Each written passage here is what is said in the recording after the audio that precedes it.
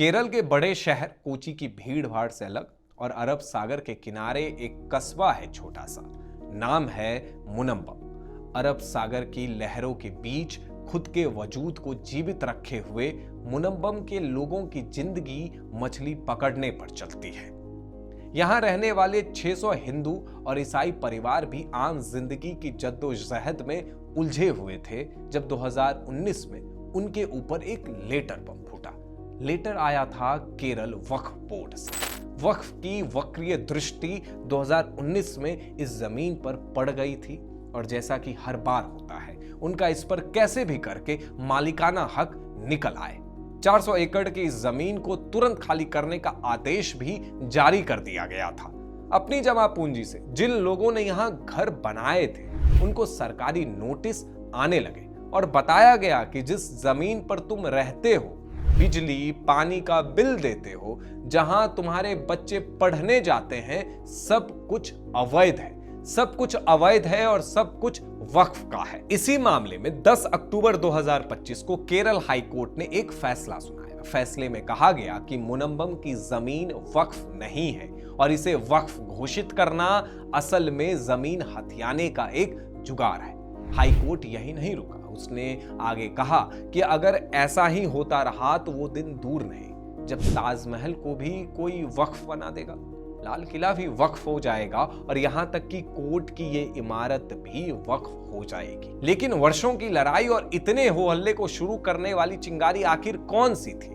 जिस संपत्ति को रातों रात वक्फ बना दिया गया, उसका इतिहास क्या है? आज के वीडियो में मैं यही बताऊंगा। एक इतिहास 400 एकड़ जमीन का और 600 परिवारों का। अब बात ऐसी है कि वक्फ बोर्ड का कहना है कि यह जमीन 1950 में वक्फ की संपत्ति के रूप में दर्ज की गई थी, जबकि यहां रहने वाले लोगों का दावा है कि उन्होंने इस जमीन को कानूनी रूप से दशकों पहले खरीदा था। असल मसला यहीं से शुरू होता है। 600 परिवार वर्सेस एक वक्फ बोर्ड। मामले के तह तक जाएं तो मुनम्बम शहर, जैसा हमने शुरू में कहा था कि इस एरिया में असल में कैथोलिक समुदाय के ईसाई और पिछड़े वर्गों के हिंदू परिवार बसे हुए हैं। स्थानीय लोगों का कहना था कि उन्होंने ये जमीन यहीं के फारूक कॉलेज से कानूनी रूप में खरीदी थी। फारूक कॉलेज को इसी जमीन का मैनेजमेंट सौंपा गया था। अब सवाल उठता है कि फारूक कॉलेज को इस जमीन का मैनेजमेंट किसने सौंपा? तो बात है साल 1902 की। त्रावणकोर के शाही परिवार ने इस जमीन को एक प्रमुख व्यापारी अब्दुल सत्तार मूसा सेठ को लीज पर दिया था। जैसा कहा जाता है कि 1950 में मूसा सेठ के दामाद मोहम्मद सिद्दीक सेठ ने इस जमीन को वक्फ संपत्ति के रूप में दर्ज कर दिया और इसका प्रबंधन कोझिकोड के फारूक कॉलेज की प्रबंधन समिति के अध्यक्ष को सौंपा। डीड में स्पष्ट रूप से लिखा गया था कि जमीन का उपयोग इस्लामी कानून के तहत परोपकारी और एजुकेशनल पर्पस के लिए किया जाएगा। लेकिन एक और ट्विस्ट है। 1950 में जब फारूक कॉलेज को यह जमीन दी जा रही थी, तो इस बात का जिक्र साफ साफ सिद्दीक सेठ ने किया था कि इस जमीन का उपयोग सिर्फ और सिर्फ एजुकेशनल पर्पस के लिए किया जाएगा। अगर कभी कॉलेज बंद हो जाता है तो जमीन वापस सेठ के वंशजों को लौटाई जाएगी। लेकिन दस्तावेजों में गलती से या जानबूझ के वक्फ शब्द लिख दिया गया। अब फारूक कॉलेज वहां बसे लोगों को हटाने की कोशिश में लग गया। साल 1960 में मामला कानून के दरवाजे पर जा पहुंचा। इन निवासियों के पास अपने स्वामित्व के पुख्ता दस्तावेज नहीं थे, क्योंकि वो कई पीढ़ियों से इस जमीन पर बसे हुए थे। अंततः कॉलेज प्रबंधन ने लोगों के साथ कोर्ट के बाहर समझौता करने का फैसला किया और बाजार मूल्य पर उन्हें जमीन के टुकड़े बेच दिए। इस बीच छोटी मोटी कोर्ट की लड़ाई चलती रही और फारूक कॉलेज इस जमीन को मुनम्बम के लोगों को बेचता रहा। लेकिन मामला दोबारा फूटा साल 2019 में, जब वक्फ बोर्ड इस 400 एकड़ जमीन को वक्फ के तौर पर रजिस्टर कर लिया। इसके लिए उन्होंने 1950 की उस डीड का ही सहारा लिया।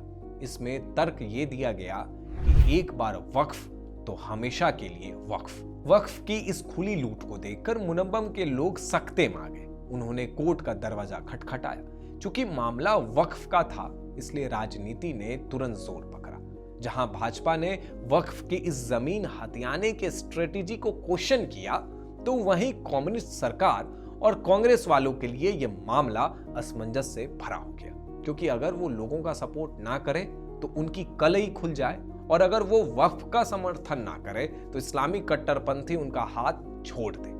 लेकिन कोर्ट में तो कागज काम करते हैं। तो अब इस मामले में कोर्ट ने वक्फ बोर्ड की बखियां उखेड़ दी है। Justice S A. धर्माधिकारी और जस्टिस श्याम कुमार बी.एम. की डिवीजन बेंच ने कहा कि केरल वक्फ बोर्ड का 2019 में मुनम्बम की विवादित जमीन को वक्फ घोषित करने का फैसला गलत था। केरल हाई कोर्ट ने कहा कि मोहम्मद सिद्दीक सेठ द्वारा 1950 में फारूक कॉलेज मैनेजमेंट कमेटी के पक्ष में बनाया गया एंडोमेंट डीड वक्फ डीड नहीं था, बल्कि एक साधारण गिफ्ट डीड था।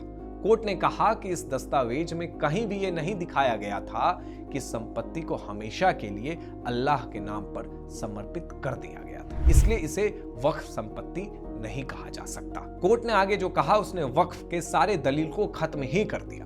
कोर्ट ने कहा कि फारूक कॉलेज को यह अधिकार दिया गया था कि वो जमीन को बेच सकता है, लीज पर दे सकता है, अन्य किसी उपयोग में ला सकता है, और जब किसी संपत्ति को बेचने, लीज या अन्य उपयोग के इस्तेमाल करने का अधिकार दिया जाए तो वो वक्फ नहीं हो सकता। जैसा कि हमने शुरू में ही कहा था कि फारूक कॉलेज को जमीन देते वक्त ये कहा गया था कि अगर मान लिया जाए कि कॉलेज बंद हो जाए तो ये जमीन फिर से शाही परिवार को वापस कर दिया जाएगा। और कोर्ट ने भी इस बात को दोहराते हुए कहा कि 1950 का ये दस्तावेज स्थायी समर्पण की भावना को प्रदर्शित नहीं करता, बल्कि इसमें संपत्ति के पुनः वापसी यानी रिवर्जन का प्रावधान था। कोर्ट ने यह भी पूछा कि अगर मान लिया जाए वो संपत्ति वक्फ की ही थी तो इस मामले को उठाने में 69 साल का वक्त क्यों लग गया। इस फैसले के बाद मुनम्बम के 600 परिवारों के लिए दिवाली मान लो 10 दिन पहले ही आ गई हो। लेकिन अगर आपको लगता है कि वक्फ बोर्ड इस तरह के अवैध और जबरन जमीन कब्जा सिर्फ केरल में किया है तो आप गलत हैं। देश भर में से कई मामले सामने आए हैं जहां वक्फ बोर्ड ने निजी या सरकारी संपत्तियों पर दावा ठोका है। इसमें तमिलनाडु के कुछ गांव हैं, सूरत की सरकारी इमारतें हैं, बेंगलोर का ईदगाह मैदान है, हरियाणा का जठलाना गांव है और हैदराबाद का एक 5 सितारा होटल तक शामिल है। और वक्फ के पास जमीन कब्जा करने के 3 पैटर्न हैं। किसी जमीन को कब्रिस्तान बता दो और उस पर मजार या दरगाह बना दो। उसके बाद जब उस पर मजहबी गतिविधियां बढ़ जाए तो उसको वक्फ प्रॉपर्टी रजिस्टर करवा दो या फिर उसके रजिस्ट्रेशन के लिए अप्लाई कर दो। लेकिन इस सब पर अब फुल स्टॉप लग गया है। नए वक्फ कानून के बाद अब कोई दूसरा मुनम्बम नहीं बनेगा।